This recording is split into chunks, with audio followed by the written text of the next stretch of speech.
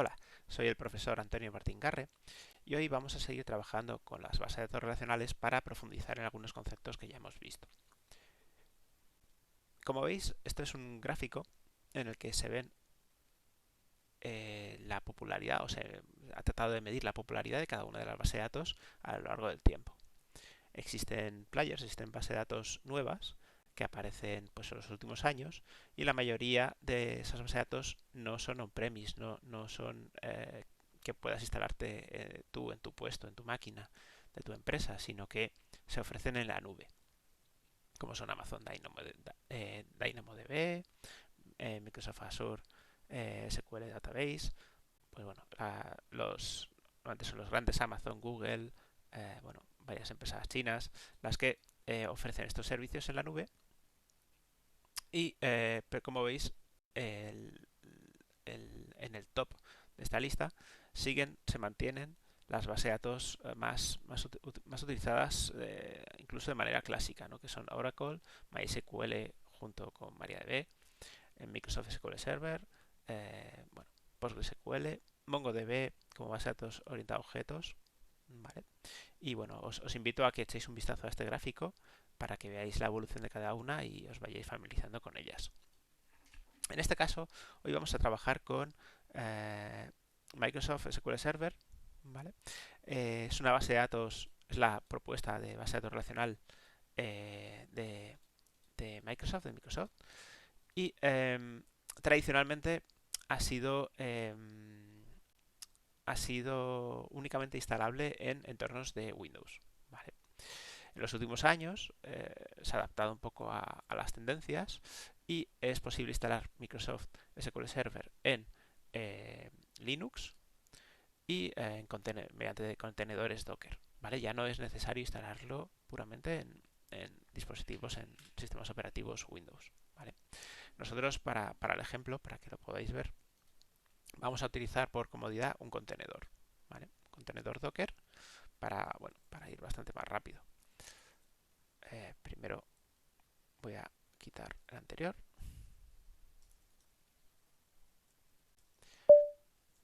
Vale. A continuación, ejecuto esta línea, que lo que va a hacer es traer la última versión de SQL Server de 2022, ponerla en el puerto 1433 con esta contraseña para el usuario SA. El usuario SA es el administrador en SQL Server, ¿vale? Y a esta instancia le llamo SQL1. Vale. Simplemente ejecuto esta línea y tendría ya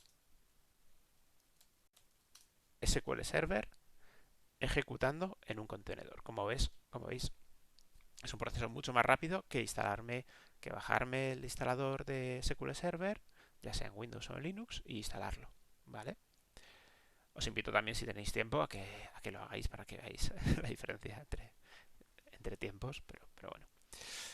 Vale, una vez que está instalado ya ejecutando en el puerto 1433 de mi máquina, debo conectarme a él, como ocurre con Oracle, con MySQL, con MariaDB.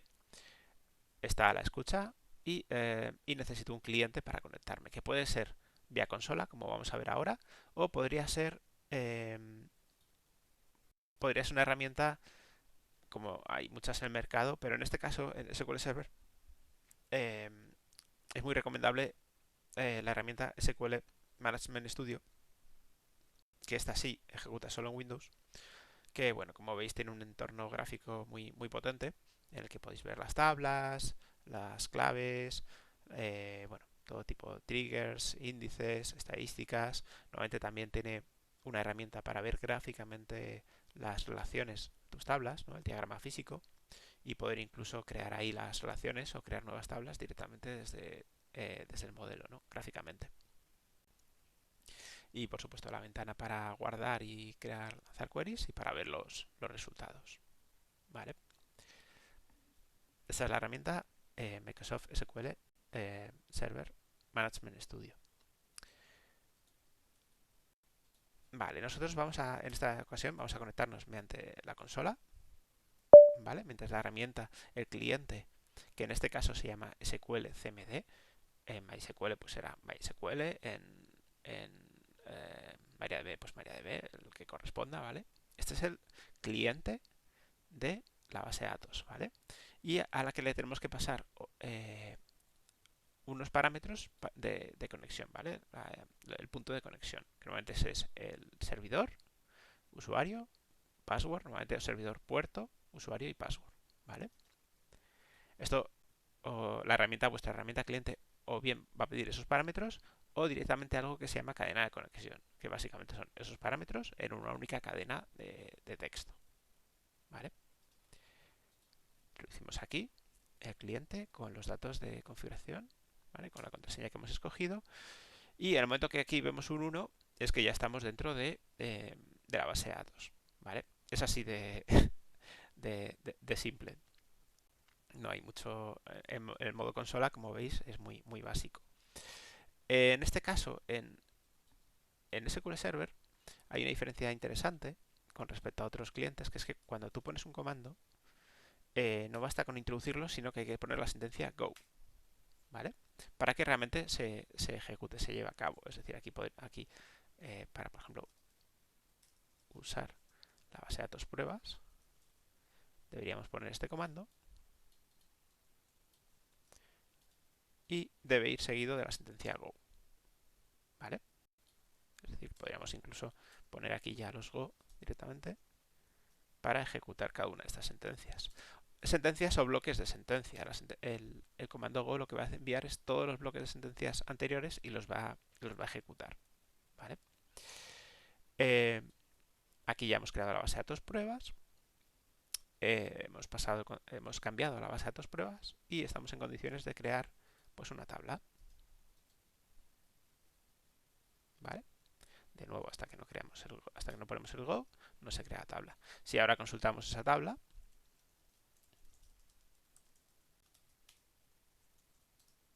vemos que está vacía. Bueno, me vais a ver escribir indistintamente en mayúscula o minúscula, ¿vale? Porque esto ocurre también en las demás bases de datos de SQL, que es indiferente como pongamos el SQL en mayúscula o minúscula.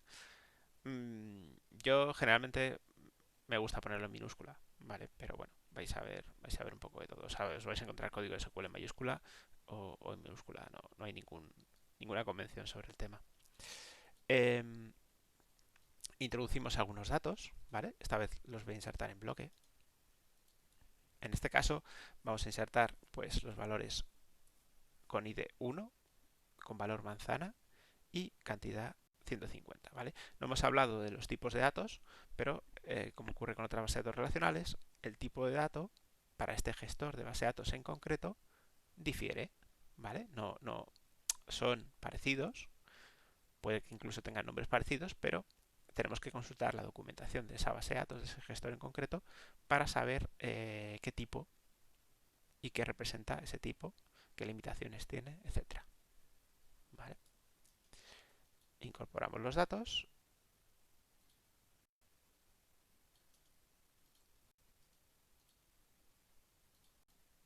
Parece que no me deja copiar todos a la vez, pero bueno.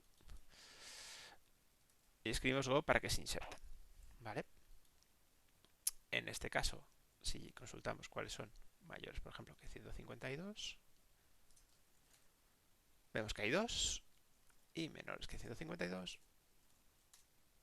pues vemos que hay un dato. ¿Vale?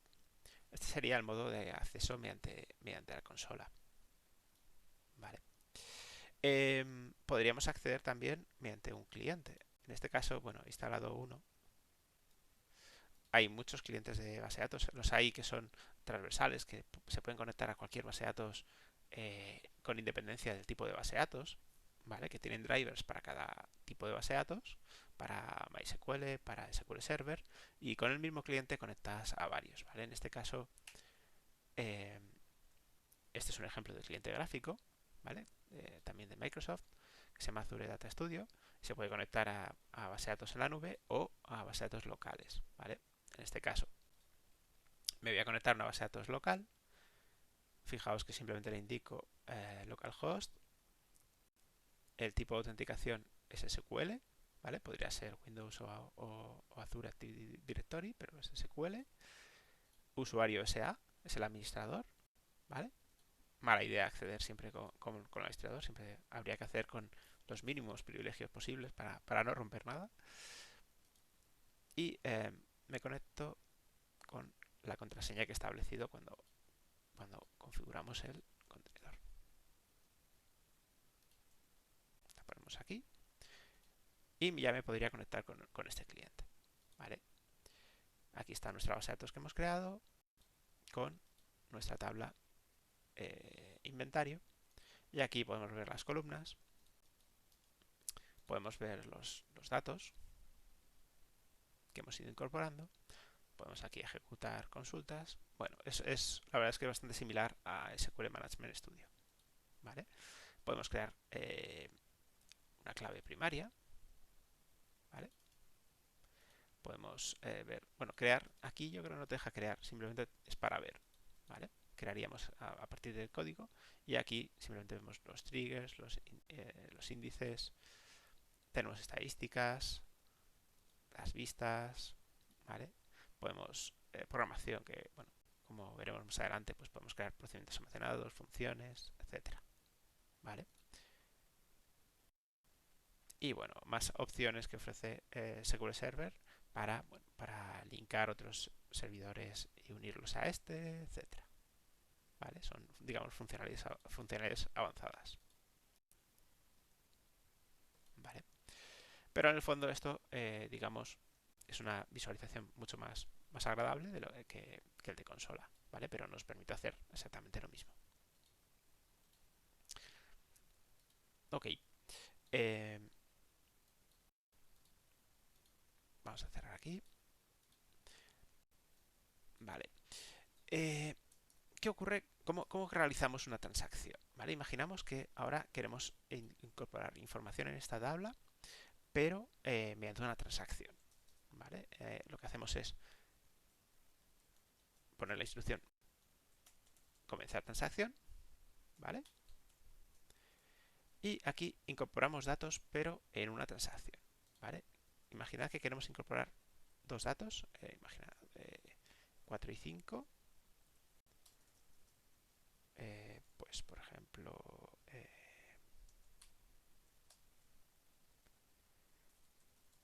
y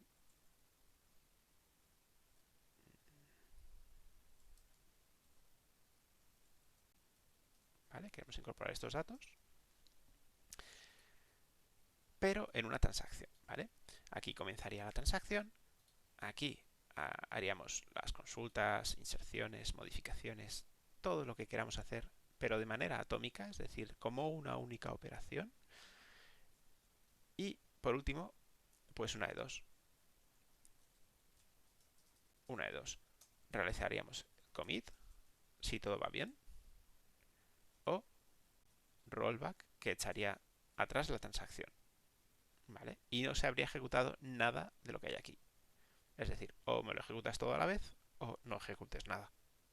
Porque si hay algún problema, no ejecutes nada, ¿vale? En este caso, pondríamos un commit. Vale. Entonces, lo incorporamos, lo lanzamos. Aquí comenzamos la transacción. Insertamos nuestros valores. Piña y el registro asociado con las uvas. Vale. Una vez insertado, si nosotros vemos la tabla de inventario, como veis, podemos ver que las filas se han insertado, ¿vale? Pero ¿qué ocurre si otra persona o otra aplicación accede a la base de datos mientras que nosotros estamos haciendo esta transacción? Porque fijaos que todavía no hemos hecho el commit.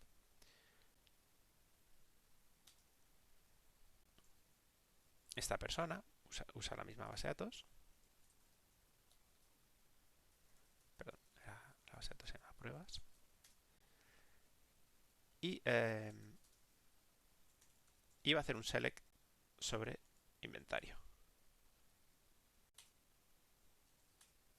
Fijaos lo que ocurre. no le devuelve nada, se le bloquea, ¿vale? Si es una persona, pues estaríamos jugando con su paciencia. Pero si es una aplicación, pues a lo mejor es posible que le dé un timeout, ¿vale? La aplicación va a hacer una petición a base de datos porque quiere mostrar en la pantalla, en el navegador, quiere mostrarle a un usuario esta información. Pero como estamos en mitad de una transacción que no hemos cerrado y que está utilizando esa tabla, está modificando, escribiendo en esa tabla, SQL Server ha bloqueado la tabla y la consulta no puede leer los datos porque considera que están siendo modificados por esta transacción, ¿vale? En este momento, la página web del visitante que está intentando ver qué frutas tenemos en nuestro inventario no podría responder.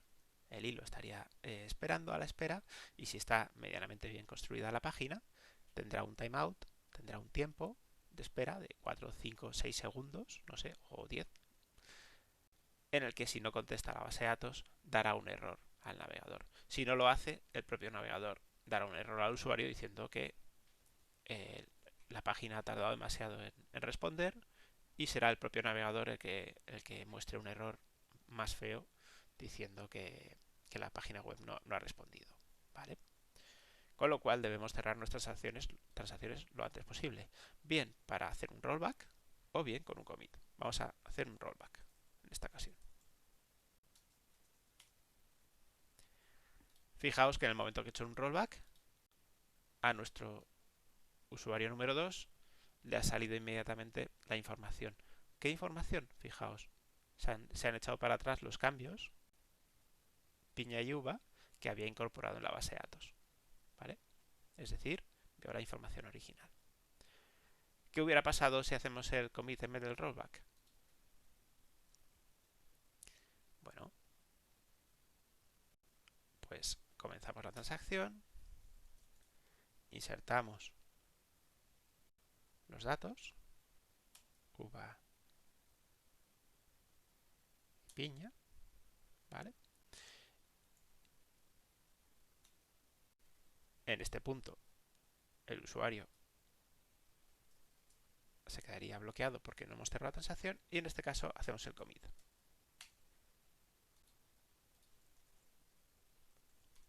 Fijaos que hasta que no escribo el go, como veis, aparecen los datos completos de la transacción completa, ¿vale?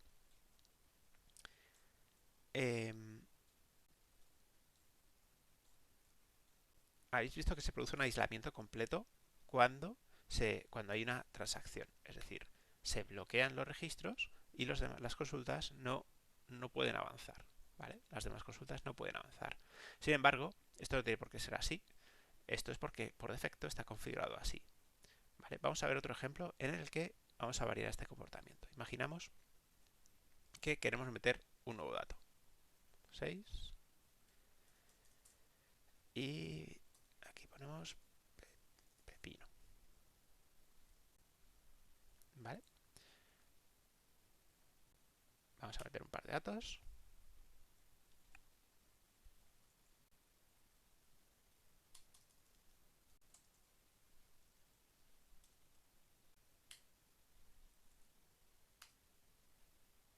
¿Vale? El usuario que está haciendo la transacción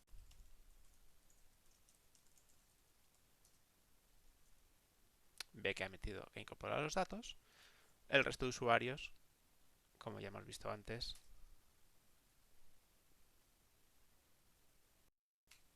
quedaría bloqueado a la espera, ¿vale?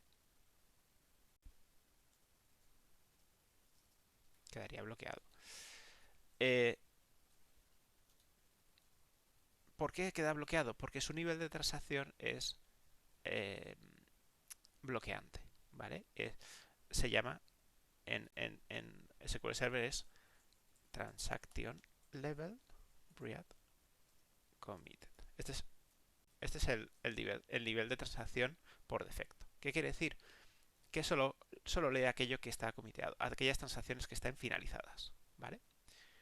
Sin embargo, imaginamos un nuevo usuario, ¿vale?, que se conecta a la base de datos. Y esta vez este usuario le da igual leer los datos que estén en mitad de una transacción, porque es una web que no tiene mucha importancia, los datos que se están mostrando no hace falta que sean súper exactos, pero se necesita que los datos se muestren rápidamente, ¿vale? Que no haya bloqueos. Entonces, en este caso, él podría variar su nivel de transacción. Podría decir, esta es la sintaxis que se utiliza en SQL Server.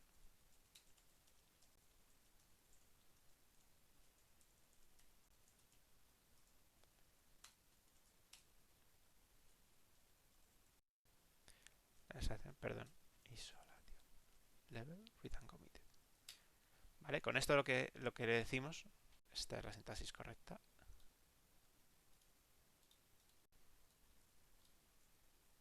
Set transaction isolation level read and committed. ¿Vale? Con esto le decimos a la base de datos, a nuestra sesión de base de datos, importante, es nuestra sesión, que nos da igual leer datos que estén en mitad de una transacción. ¿Vale? Que aunque haya una transacción abierta y haya datos que se estén incorporando, quiero que mi lectura sea sucia, quiero que me devuelvas los datos a pesar de que estén en mitad de una transacción. ¿Vale? En este caso, utilizo la base de datos pruebas.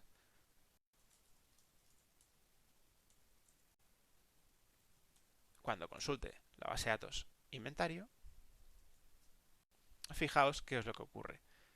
Que me devuelve los datos como si estuviera, bueno, con independencia de que esté en una transacción, tal y como ocurre, como ocurre a este usuario que está en mitad, que está realizando la transacción. Fijaos que esto es peligroso porque en esta transacción podría estar incorporando datos que en un momento dado fueran inválidos, pero que hasta que cuando finalice la transacción van a ser correctos. ¿Vale? Sin embargo, esta hace una lectura sucia y bueno, imaginaos que en esta transacción yo meto una serie de datos en el inventario, pero luego compruebo si están correctos y si no están correctos hago un rollback, ¿vale? Pues lo leería y a lo mejor hay datos incorrectos aquí, pero da igual, los estoy mostrando, ¿vale? A cambio, pues como veis no he esperado nada, la consulta ha sido mucho más rápida que esta, sin embargo ni siquiera ha finalizado todavía, ¿vale? Esta espera, normalmente nadie abriría una transacción, fijaos qué peligroso es abrir una transacción y dejarla abierta. Esto normalmente se traduciría o se vería en una aplicación de manera que uno abre una transacción y hace código que tarda mucho, ¿vale?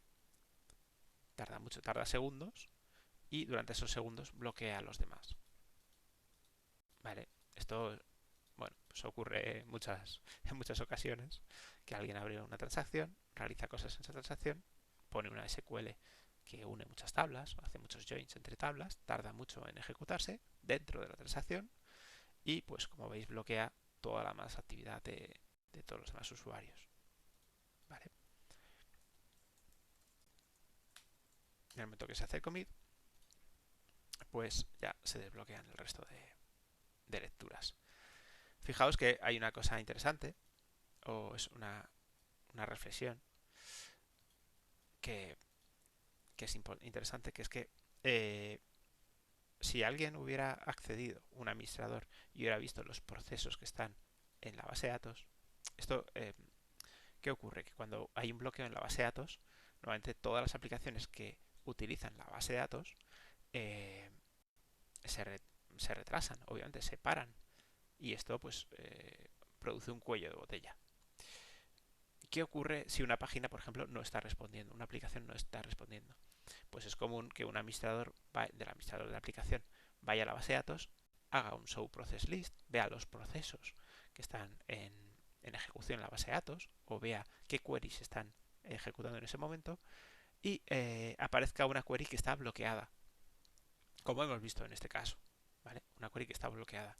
Pues, bueno, en mi experiencia ha ocurrido que aparece tu consulta ahí bloqueada y lo que te dicen es tu consulta está bloqueando la base de datos, ¿vale? Tu consulta la has hecho mal, está mal planteada, estás haciendo como las consultas, como sabéis, utilizan la teoría de conjuntos, usan operaciones entre conjuntos. Pues a lo mejor, no sé, te habrás equivocado y estás haciendo la unión de un montón de tablas, el producto cartesiano entre dos conjuntos, ¿no? Dos tablas, uno todos con todos, ¿no? O algo así. Estás haciendo una consulta muy grande, pero por lo que sea, esa consulta ha bloqueado la base de datos. ¿Vale? Esa es la conclusión a la que se suele llegar. Pero fijaos que ya sabéis, con lo que habéis visto, mi consulta está bien. Mi consulta era una consulta muy sencilla y está parada, efectivamente, está bloqueada. Pero la culpa no es de mi consulta. Lo que hay que buscar, hay que olvidarse de la consulta. O sea, la consulta, vale, tienes que ver que efectivamente está tratando de leer una tabla. Pero el culpable no es la consulta que está tratando de leer esa tabla. Hay que buscar el culpable aquí, en una transacción que está bloqueando esa tabla. ¿Vale? Porque ninguna consulta va a bloquear una tabla. ¿Vale? Lo que va a bloquear la tabla van a ser las modificaciones. Los inserts, eh, modificar, etcétera. ¿Vale? Update, etcétera. ¿Vale? Entonces, esto es importante y que lo tengáis muy, muy en cuenta.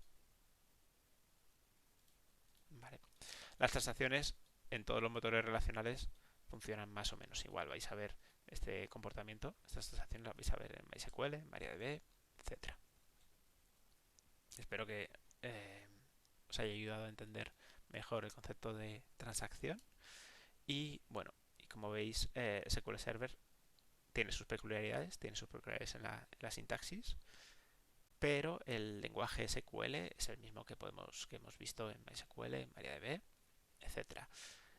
Cuando cambiamos de un gestor de base de datos a otro, pues es normal que nos peleemos un poquito de Oracle a MySQL, o etcétera, o SQL Server. Nos peleemos un poquito con la sintaxis, pero deberíais, una vez que dominas un gestor de base de datos, no deberíais tener mucho problema con otros, ¿vale? Siempre, lógicamente, al principio pues nos costará un poquito la sintaxis y tendremos que aprender pues algunas peculiaridades de la base de datos, pero bueno, deberíamos movernos con cierta facilidad entre base de datos. Y a la hora de conectar con una base de datos u otra, como veis, es una cadena de conexión, son unos datos de conexión que normalmente siempre son los mismos, son la IP, ¿no? El puerto, puede que haya un nombre de instancia, a veces es IP barra nombre de instancia, ¿vale? Y un usuario y una contraseña, ¿vale? Que como veis a veces, pues bueno, se produce una autenticación a través de pues, federada o bueno, o usuario de Windows o cosas así, pero generalmente siempre hay un usuario y una contraseña, ¿vale? Y luego cada gestor de base de datos pues tiene sus diferentes permisos, ¿vale? Pues espero que lo hayáis encontrado interesante y os invito a trastear con cualquiera de las bases de datos que hemos visto y veáis un poquito cuál es el funcionamiento. Asimismo, es muy recomendable que utilicéis en modo consola, porque hay veces que es que no hay otra cosa disponible, pero bueno, os invito a utilizar cualquier otro cliente para que veáis pues la potencia de los diferentes clientes. Os puedo poner una lista de diferentes aplicaciones que se utilizan para gestionar para utilizar, porque no sería, no podemos hablar de administración, esto sería a modo de usuario, para trabajar con las diferentes bases de datos y con independencia de qué gestor de base de datos es, ¿vale? Son multi base de datos. Bueno, espero que os haya gustado y seguimos. Un saludo.